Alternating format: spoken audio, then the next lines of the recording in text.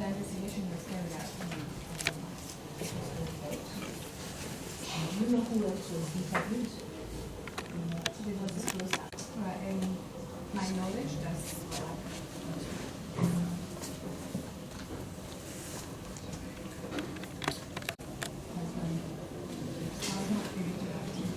So I cannot comment. I think that's what I said last time. But you were aware of it? No. You are not free to receive. No.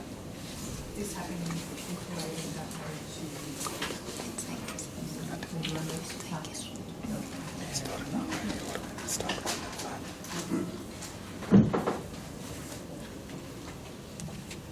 Counsel also touched on the relationship with the accused person. Can you clarify to the accused whether to have any grudges against the accused person or the accused person's child? I think I answered that. She's not my friend. She never came.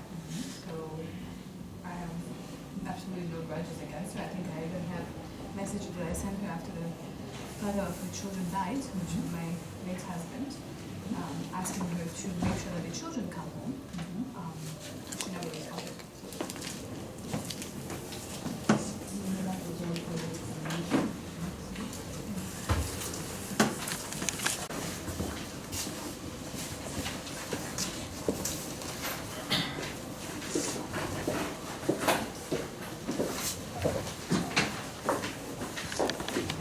My name is James OCHIENG.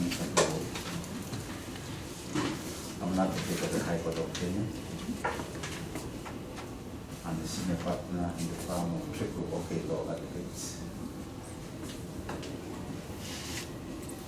And I've been an advocate for almost like 9 years. Then in respect of the matter before the court, I confirm that my firm is acting for one Makati Hall,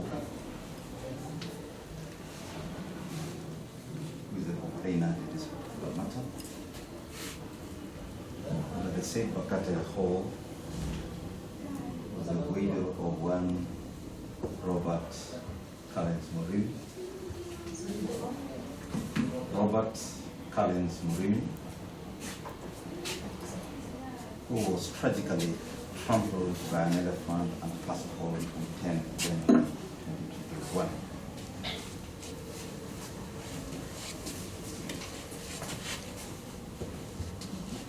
And I wish to state that, pursuant to instructions received from Mrs. Bakati Hall, we did apply for letters of administration on the 20th of January 2023 in succession clause number E1871 of 2021, E1871 of 2021, and Your Honor, I have produced in my statement the Form 41 issued by the High Court in respect of the estate of the deceased. Would you like the court to look at this particular document, the grant of letters of administration as evidence in the court? Yes. You are referred that this grant of letters of administration for one Robert Collins Green, the mark is 2054, in the same registered prosecution as before. Your Honor, as required by law under the Law Succession Act, the said application was gazetted, the Kenya Gazette of 7th October 2022, and Your Honor, the gazettement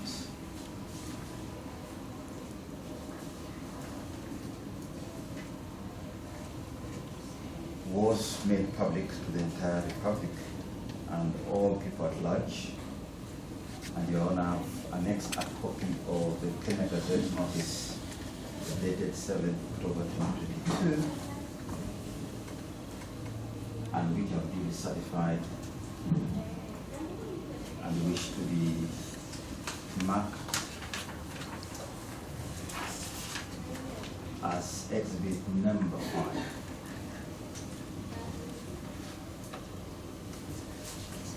So I note that the said Gazette authorities had already marked as beneficiary.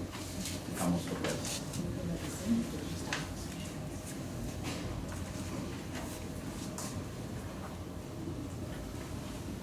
Then I confirmed to the court that pursuant to the Law of Succession Act, by that particular grant, Mrs. Bakate Hall was appointed as the legal representative of the estate of Robert Collins Murini, to the exclusion of everybody else.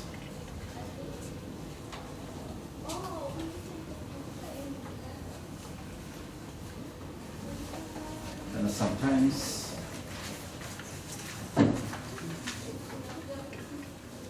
on or about 16th of March 2023,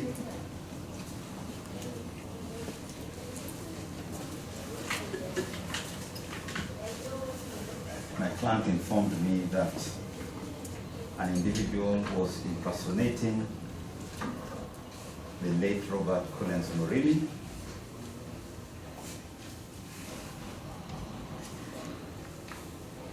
and a false email had been set up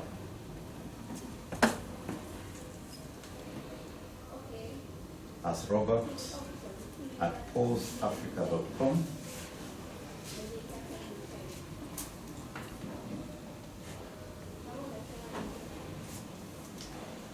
Sorry, robertscollins@gmail.com.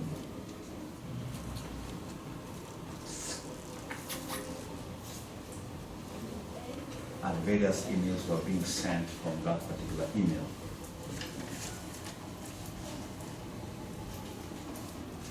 Then I did advise my client that on the face of that impersonation and the nature of the message that was sent, there was need to report the matter to the police for further investigation.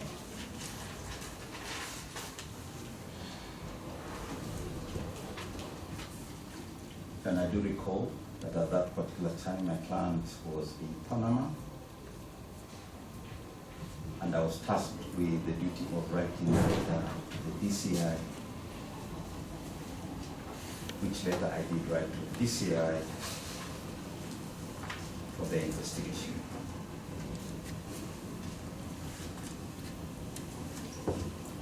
That's all good.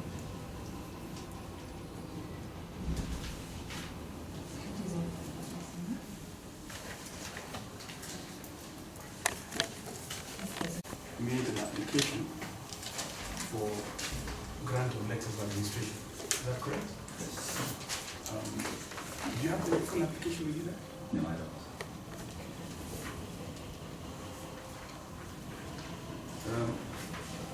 Did you list who the beneficiaries are? It's a requirement of the law that all the beneficiaries should be listed. That's correct. Yeah. Did you list the accused and her children as beneficiaries? And I do not have the application before me, but I believe that the accused person she was the mother of children who were actually listed as beneficiaries. Are you aware, since you dealt with the estate, are you aware as to whether there were, based on your application, whether or not anything was left to her or her children? Then, with respect to counsel, I'm here to testify to the fact that the legally appointed administrator of the estate of Robert Collins Murini is one Bakate Hall. This case is not about succession, administration, or entitlement of the various beneficiaries. Your Honor, my learned colleague and senior has indicated and presented, I believe it's MFI 1-4. So I believe having opened that line, should be allowed to ask questions based on this. Otherwise, it should just go straight to the issue of impersonation. If you perhaps can give me direction on that one. So now if I may respond to counsel, the order of the High Court issued in succession clause number E1871 is self-evident, and it says, be it known that on the 20th of January 2023, letters of registration attested of all the estate of Robert Collins Murimu, late of Nairobi, who died domiciled in the Republic of Kenya on the 10th of January 2021 at marital conservation, which by law devolves to and vests in his or her personal representative, were granted by this court to Bakate Hall, having undertaken faithfully to administer such estate according to law and render adjustment through account thereof wherever required by law. It is not open to me to embellish, question, or even adjust what the court has already ordered. Very good. So are you then confirming? There is no mention of the accused person? Or her children? Yes. That's all I want to establish. That's all. Thank you. That's all. Now, are you still a lawyer on record for, do you still represent Ms. Bakate Hall? Yes, I do. What's the current status of the estate, the deceased? Are you aware? Having applied for the grant of letters of administration? Pending confirmation. Pending confirmation. Okay. All right.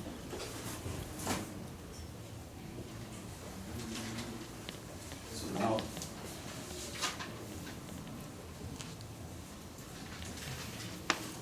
let's go to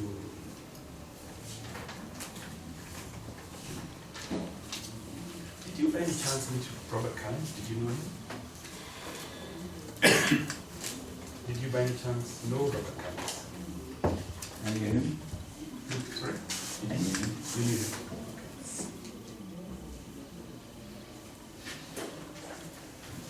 Now, when your complainant, Bakate Hall, began to get or called you or informed you about this impersonation, can you just confirm where was she? It was in Panama. She was in Panama.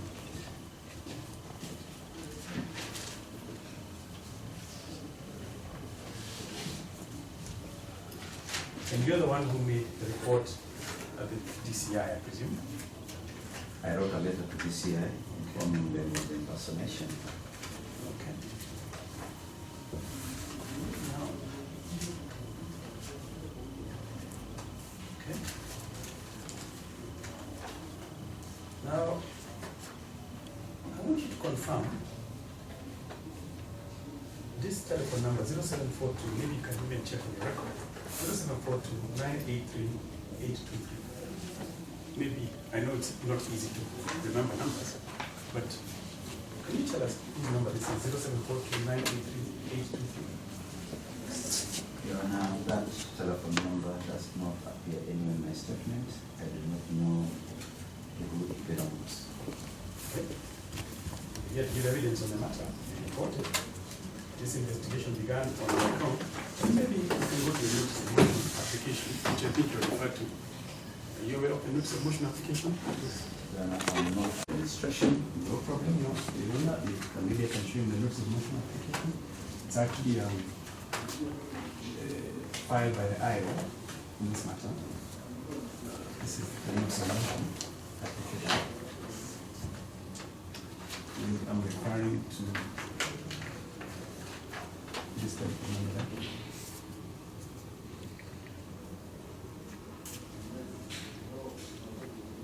And I'm not aware of the owner of this particular telephone number, but from the reading of this particular statement, the investigator says that investigations into the matter has further led to the discovery, so I'm not aware of what the investigator was doing. Perhaps I'll make it easier for you, my brother. Yes. Maybe just read paragraph 8, what it says, maybe to the end.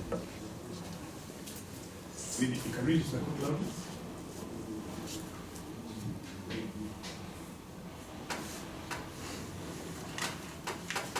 that investigations into the matter has further led to the discovery that the suspect herein has used the subscriber number 0742-983-823 to pair register the suspicious email addresses used to defame the complainant's reputation. Hence, as a matter of urgency, the need to further search for, seize if found, and carry as exhibit and submit for forensic analysis any electronic communication gadgets such as mobile phones, laptops, pads, iPads, tablets, or desktops in this prayer to in the notice of motion. Thank you very much. Yes. So it refers to the number, this number apparently used by the suspect, according to this, not according to I do not know.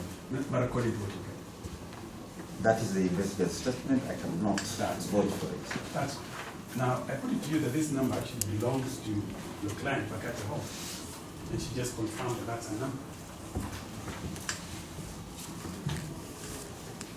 I do not know. I was not the one she was giving evidence. I'm not able to vote for that particular fact. You should have known on account of the fact that you were the one who reported the number. I reported the email, not the telephone number. Oh. Okay. Now, I want to refer you to the forensic report related to this matter. Just for you to confirm something. This, Your Honor, is the forensic report. It's one of the exhibits in this matter. The observations page, this is the report done by Joseph Kolun, digital forensic investigator. Perhaps you can just read the last paragraph loudly for the court. Then first I cannot confirm. I'm not privy to that forensic report. I do not know the contents thereof, and therefore being called upon to confirm what I do. No. I'm not asking you to confirm. I'm asking you to just read. Just read.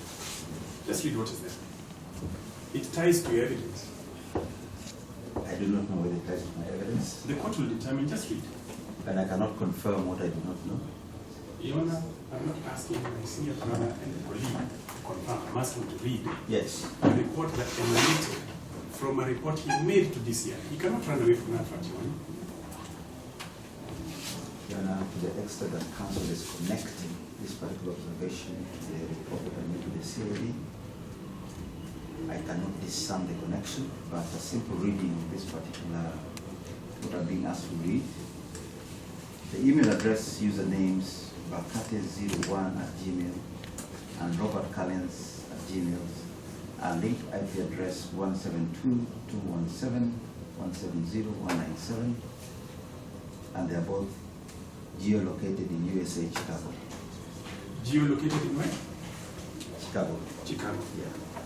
No, that's all I wanted to establish, that the forensic report is saying that. It does not establish. Your Honor, it's for me to ask the questions. Yes. It's for my colleague to answer them, as my little brother that he is. Then ask counsel. Geolocated in America, Georgia. I cannot confirm that. No, I just want you to read what is being said. But you did confirm that at a point in time when you're supposedly receiving these messages, she was in the jurisdiction of America, Panama, correct? Panama is not in America. Well, okay, no problem. But she was in Panama. Yes. That's fine. And I've also shown you the IO's report that is saying that the telephone number of the suspect actually belongs to the complainant. Then I cannot vote for that fact. That's fine.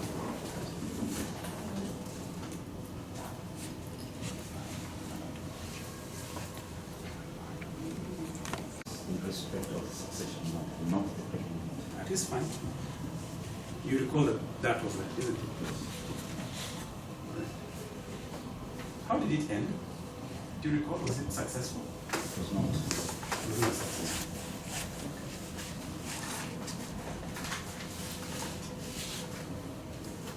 Now,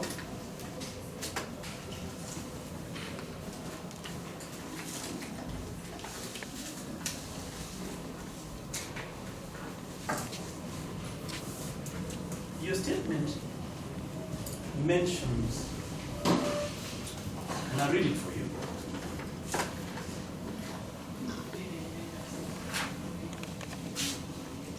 that Mrs. Bakate informed me that at all times before the death of Robert Collins, his email address was robert@aosafrica.com. You remember writing that immediately, right? Yes. Are you aware that he had another email address? I'm not. You're not aware.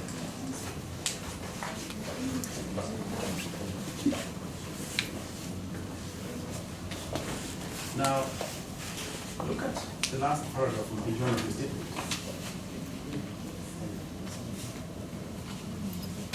Perhaps can just read that out. The last paragraph of your statement, page 1. On 1st March 2023, the hospital sent out an email to the late Robert's business associates email, AMTK, to the email address Robert Collins Gmail at 6:52, alleging to disclose the truth about the investment of the late Robert Collins. Now, this is your statement. Yes. Could you tell us who that email belongs to? I mean, that you refer to at Rama Group. Who does it belong to? I'm not aware. You're not aware? Yes. It's in your statement, my brother. Yes, it is. But the reference to the email to send to my client. Okay.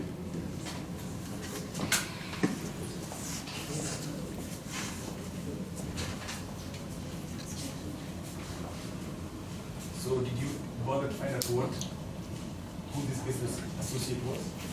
No. So you just wrote what you're told. No, I was not told to write anything. I just made a complaint of the impersonation.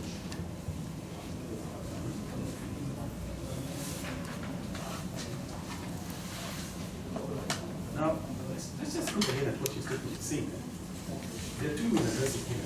Through the email address, Amit, 8 Rama Group, and through email address, what's the other one?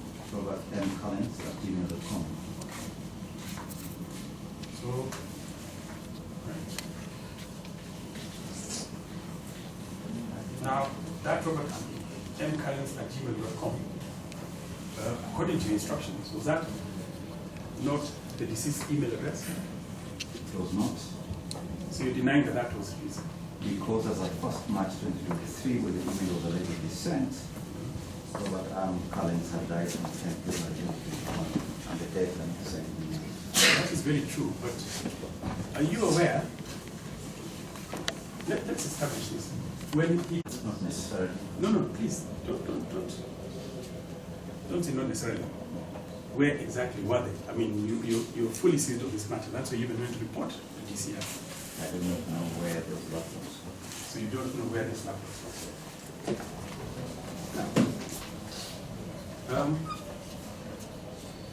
Did you know, of course you knew the deceased well. Upon his demise, I mean, after all, you're the one who's applying for letters of registration and everything. Where did you, the complainant, visit his offices, where his offices were?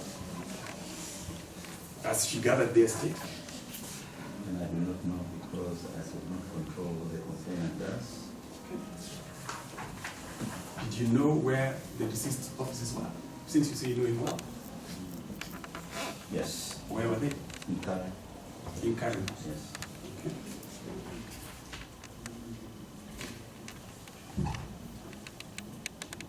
Because this goes to the next question. And I've been asked to read this email. Where do you want me Just to read the last paragraph. I'll show you where. I'll show you where. The last paragraph is total 7,747,526. Your Honor, he's being a real worried graduate. He's not reading. What is the last paragraph? Please find attached the following. Please read that. This last item. P41 forms filled out by Hillcrest and Vandersloot.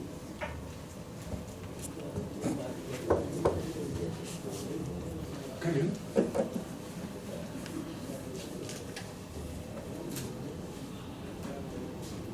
That is the last paragraph you asked me to read. Your Honor, I'll point out to him.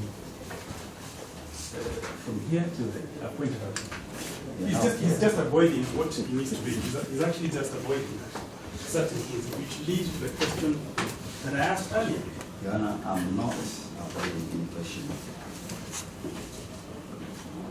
contextualize this email. Please find attached the following P41 forms filled out by Hillcrest and Vanda School. Eliana Collins, academic year 4th of September 2018 to 5th, 1,844,750. Eliana Collins again, academic year 3rd September 2019 to 3rd July 20, Kenya shillings 1,784,375. Marcel Collins, academic year 4th September 2018 to 5th July 2019, Kenya shillings 2,059,200. Marcel Collins, academic year 3rd September 2019, 26th June 20, Kenya shillings 2,059,200. Total Kenya shillings 7,747,526. Thank you, my brother. Thank you. Now, Your Honor, now for relevance purposes. Confirm. Is the complainant the mother of Eliana Collins? Kindly. No. Thank you.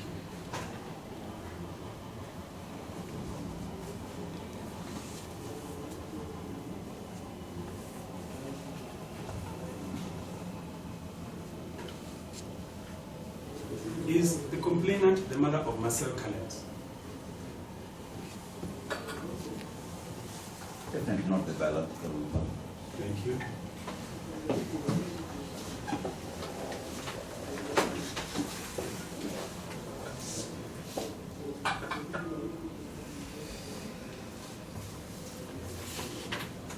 Are you aware that those children belong to the accused person?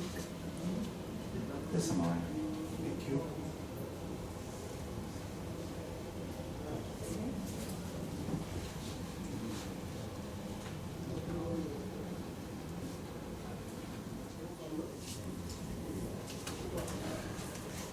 Are you aware that the complainant was receiving this amount of money using the names of these children,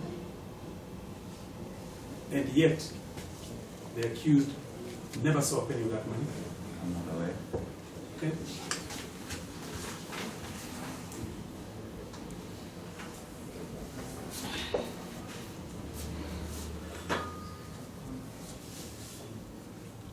Do you recall a meeting in your office attended by yourself, myself, and the accused, in which I raised that issue? Do you recall that meeting? I recall that particular meeting. Thank you. I recall you trying to blackmail the complainant that if she does not accede to certain demands, you would report that matter to the United Nations. Quite correct. Yes. Quite correct. The only word I use is not blackmail. To blackmail I because see. you threatened, Very good. yeah, Very good. you sought continuity Yes.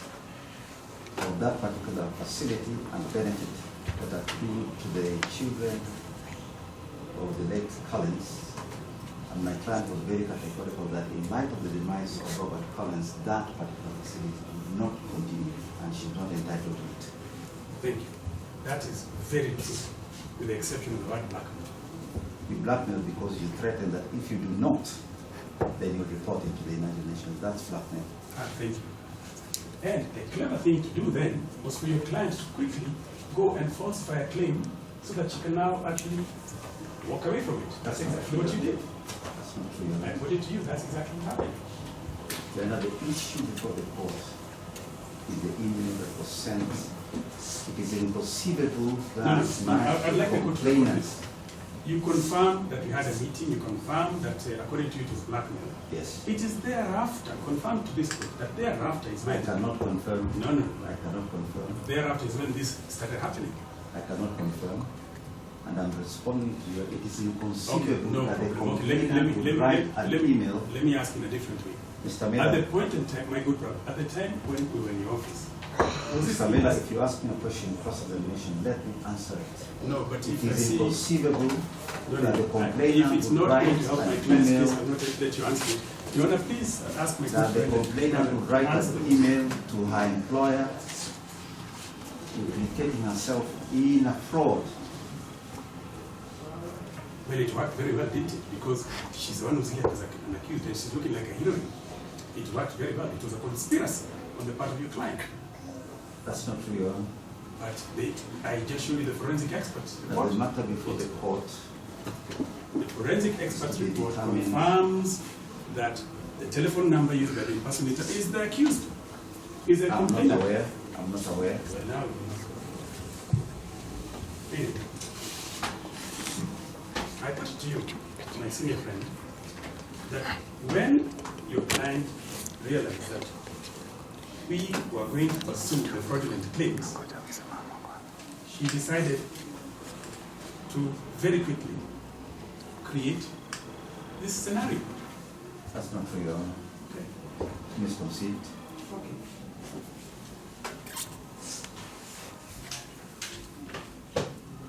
I put it to you that upon the demise of Robert Collins,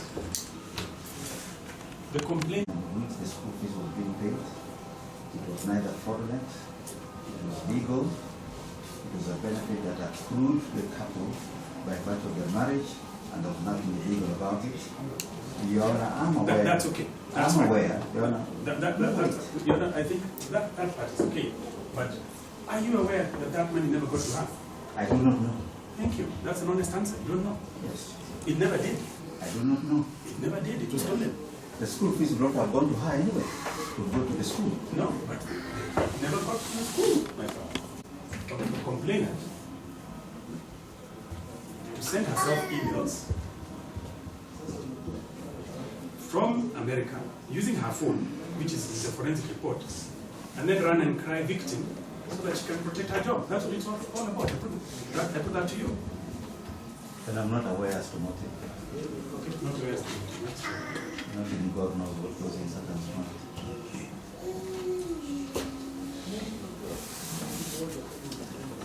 So as you stand here today as my good friend, senior counsel, college mate at Warwick, tell me, do you know how the children of the deceased are being educated from the point in time when he passed away? Are you aware? I do not. You don't. I put it to you that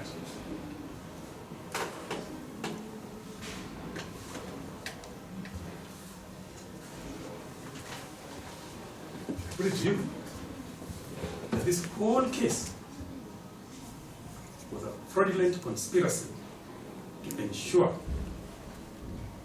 that the complainant gets away with the fraud she was committing using the names of children that didn't belong to her.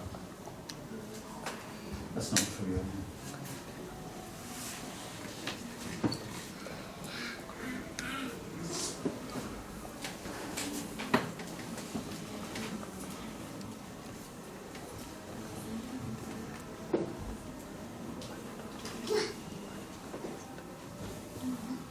Now, look at your statement. Sorry. Look at your statement. When I'm referring to page 2, you can read the improper and unlawful access. Even on a good day, he and I are very good friends. On a good day, we have worked together many years. Yes. You know, by the way, on my left foot, he taught me how to fry nyama as I did the organic on campus. So very good. On a good day. But I just wanted to tell the truth in this matter. Just read that.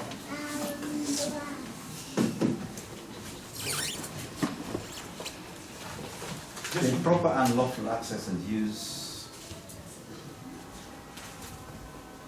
of our client's late husband's email accounts amounts to fraudulent activities that constitutes identity theft and cybercrime. both of which are serious offenses that carry significant penalties under the law as laid out in Article 31 of the Constitution, Section 382 of the Penal Code, Section 16 and 29 of the Anti-Misuse Act. Thank you very much. Thank you very much. Now, there's something you said in the statement that's very important. The improper and unlawful access and use of our client's late husband's email accounts. Which accounts were you referring to?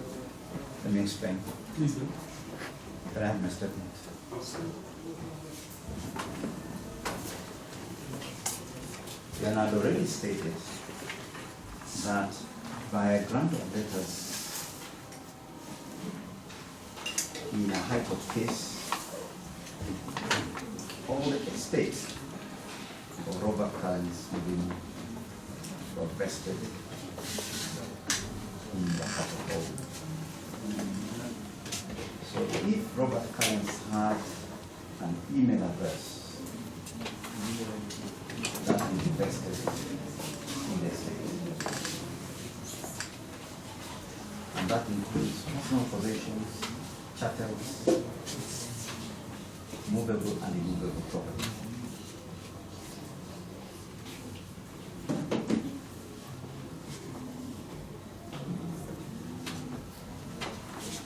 And nobody else had the authority in respect of the estate of Robert Collins except Bakate Hall.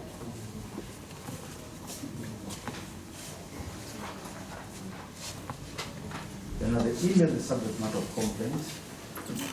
Sorry, you Yes, I'm explaining. You did ask me to explain. No. The Robert having died on 10th January 2021. Your Honor, he's gone beyond the question. I just want to, maybe I can narrow down the question. Maybe, but let me just narrow down the question. Yeah? You're making a statement. You don't know. The improper and unlawful access and use of our client's late husband's email account. Just give me which email account you're referring to. This is it. That's all. Which ones? Which ones are they? Robert Collins. The subject matter of the complaint. No, you wrote the statement. Please. Yes. Which ones? Which email accounts? You refer to accounts. That's all I'm asking. It is there. Okay, that's all I want to know. Just tell us which account. You or two. Just tell us the account. Whether it's Gmail, similar, mail advocates, whichever. Which one? Robert M. Collins, gmail.com. Yes. Your Honor, and my duty as counsel for the complainant reported this particular matter to this hearing. So can you confirm whether it was your role to carry out these investigations as to the association, or it was left to the investigators? And when you report a crime or an alleged crime, you leave it to the police who are vested with the power to investigate, to do the investigations.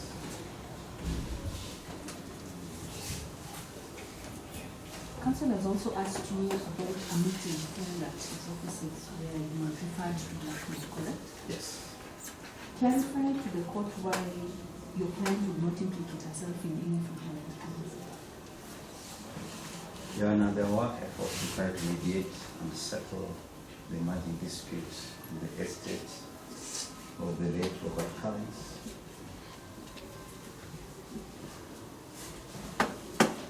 And in my capacity as the senior most counsel, I invited counsel for the accused to my office. And in the process, counsel sought the continuity of the education support, but my client was categorical that under the rules that particular support would not be sustained.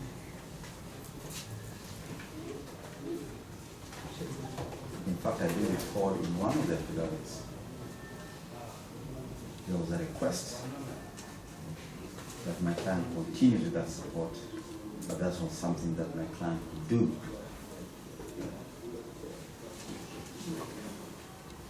Your Honor, in the course of that argument, counsel for the accused person threatened that if that particular program did not continue, he would report this matter to the United Nations, and we politely requested him to do so. Your Honor, it is inconceivable that the complainant would write an email originating from an alleged address of the husband to her employer complaining about fraudulent payment of school fees.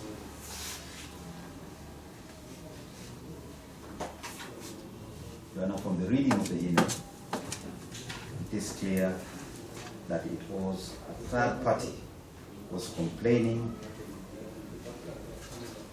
or making allegations that were false against the complainant. So with regards to this impersonation that counsel has referred to separately, can you clarify to the court whether the accused person was identified by the complainant as the impersonator, or it was by the investigator? At the time of making the complaint, the origin of the email or even the IP address or whoever created that particular account was unknown, and that's why it was subjected to a forensic investigation.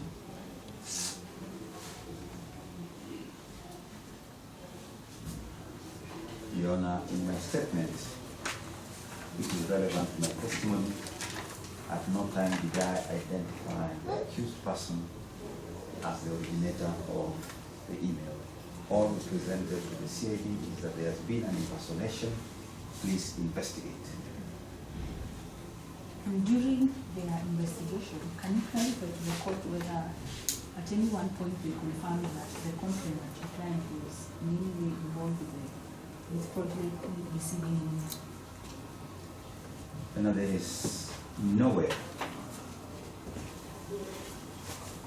in the course of my handling of this particular matter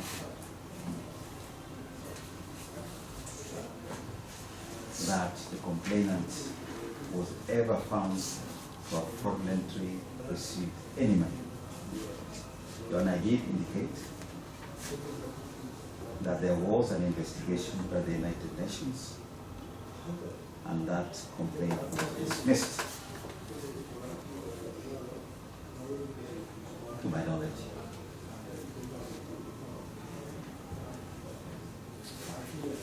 Counsel has also asked you about the day-to-day affairs of running the whole Africa.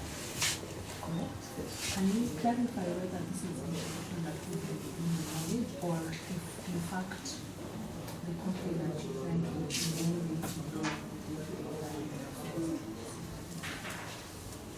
You know, the management and operations of a company under the Companies Act is vested in the board of directors or a managing director where one is so appointed. I would not be in a position to know the day-to-day operations of a limited liability company, and neither would the complainant also know those particular activities.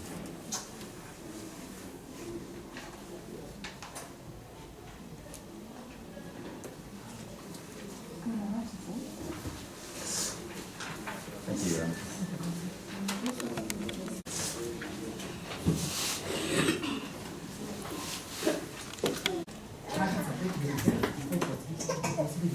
Next hearing, because I'm sure if the same is not applied, they won't have a problem. And when it comes to the evidence of the digital forensic. Most of it. On the basis of that, can you then have a mention Yes. as opposed to a hearing? Yes, I do not have the report. Most of it. Just to put our eyes on it. So we can have a mention of it and the people here to the paper.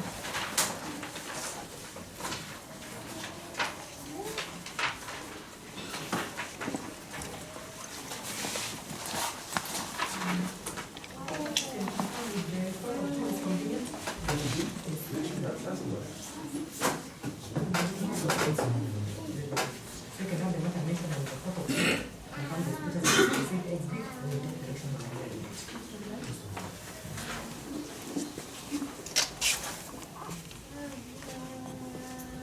Mention for